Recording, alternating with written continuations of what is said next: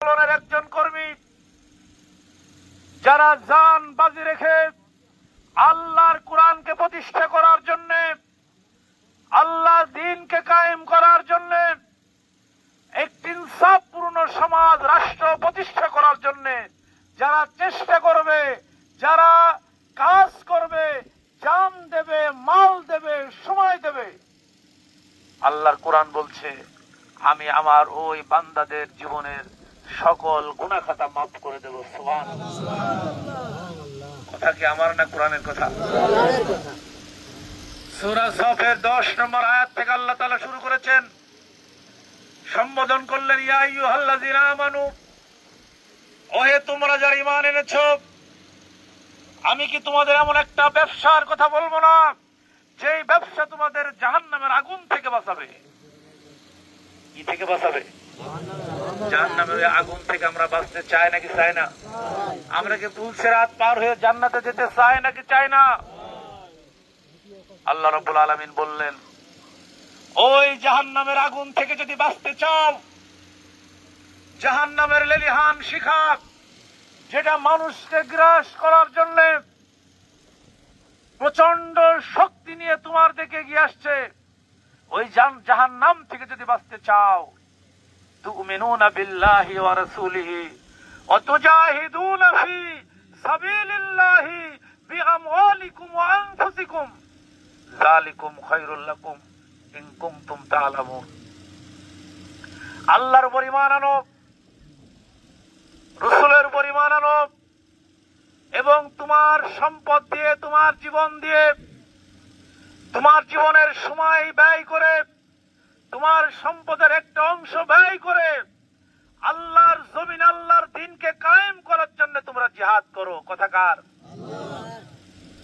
আল্লাহ তাআলা বললেন, যদি এই পথে তোমরা কাজ করতে পারো, এই পথে যদি তোমরা সময় দিতে পারো, তোমার অর্থ ব্যয় করতে পারো, আল্লাহ তাআলা বললেন ইয়াগফিরু লাকুম যুনুবাকুম, আমি তোমাদের জীবনের যত গুনাহ হয়েছে সমস্ত গুনাহ খাতা আমি মাফ করে দেব। বলেন সুবহানাল্লাহ।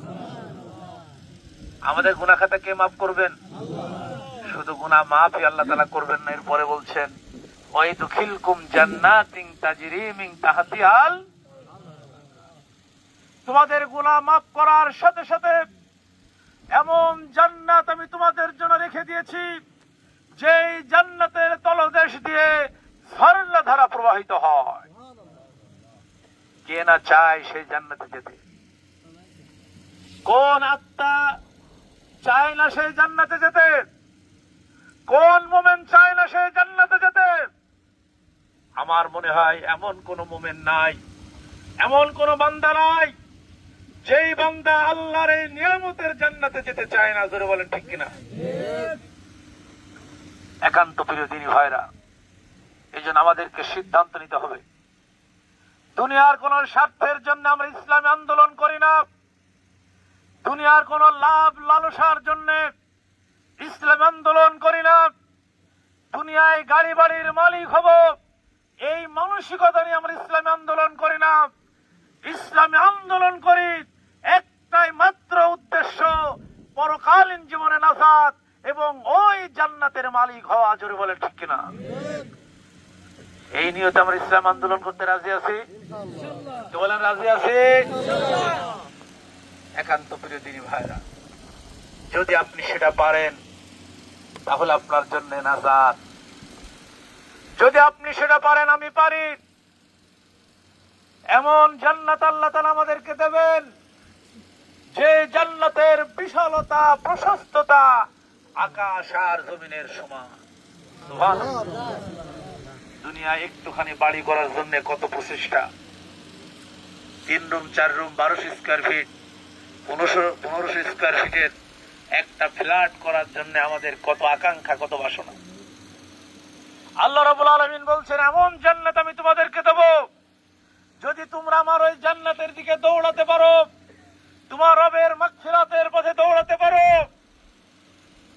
আল্লাহ তাআলা বললেন, এমন জান্নাত যেই জান্নাতের বিশালতা, প্রশস্ততা আকাশ আর জমিনের সমান। সুবহানাল্লাহ।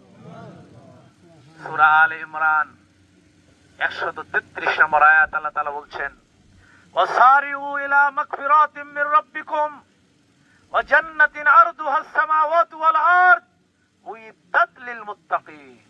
তোমরা দৌড়াও, প্রতিযোগিতা করো। কথাকার তোমরা কি করো? দৌড়াও, প্রতিযোগিতা করো।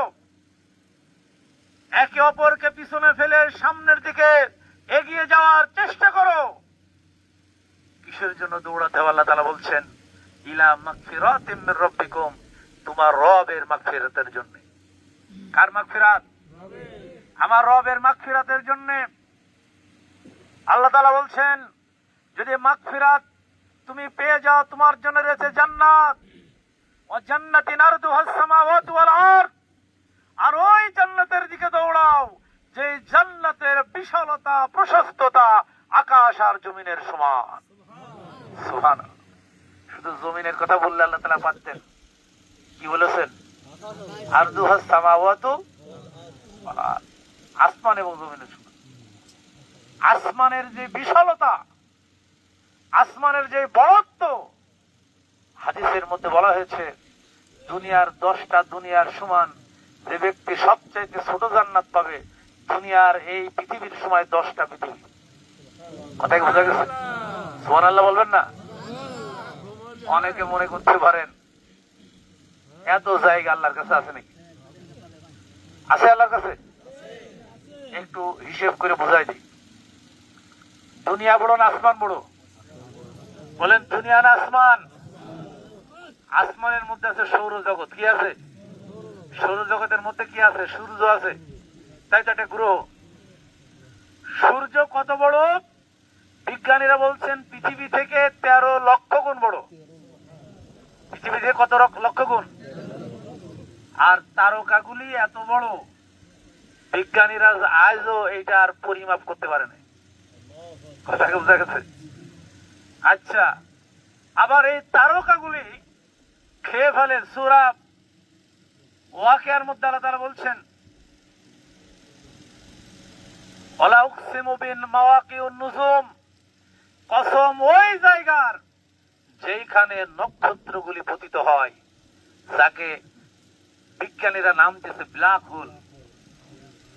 এই নক্ষত্র যেটা পৃথিবীর চাইতে সূর্য 13 লক্ষ গুণ বড়, তার চাইতে আরো লক্ষ কোটি গুণ বড় ওই তারকা যখন একটা পথ হারিয়ে যায়, যখন তার লক্ষ্যবস্তু হারিয়ে যায়, ওই তারকা যদি পৃথিবীতে একটা এসে পড়ে, পৃথিবীটা ভত্তা হয়ে যাবে। সাথে সাথে পৃথিবীর সমস্ত মানুষ, পাহাড় পর্বত সব নিমিষের মধ্যে একদম একটা আটা যেভাবে পেশে ওইভাবে পৃথিবীটা শেষ হয়ে যাবে।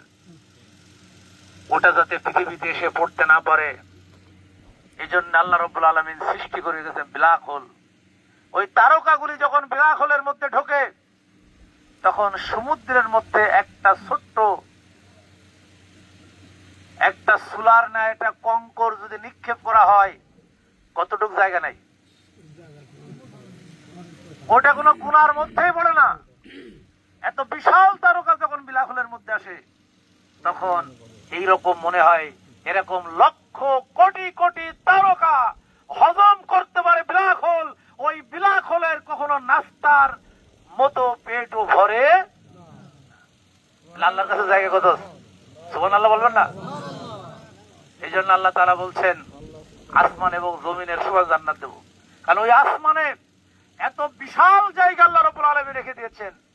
এই দুনিয়ার জীবনের 10টা দুনিয়ার সমান জান্নাত দেওয়ার পর আল্লাহর কাছে এত জায়গা থাকবে, ওই জায়গা ব্যবহার করার মতো কোন জান্নাতি লোক খুঁজে পাওয়া যাবে না।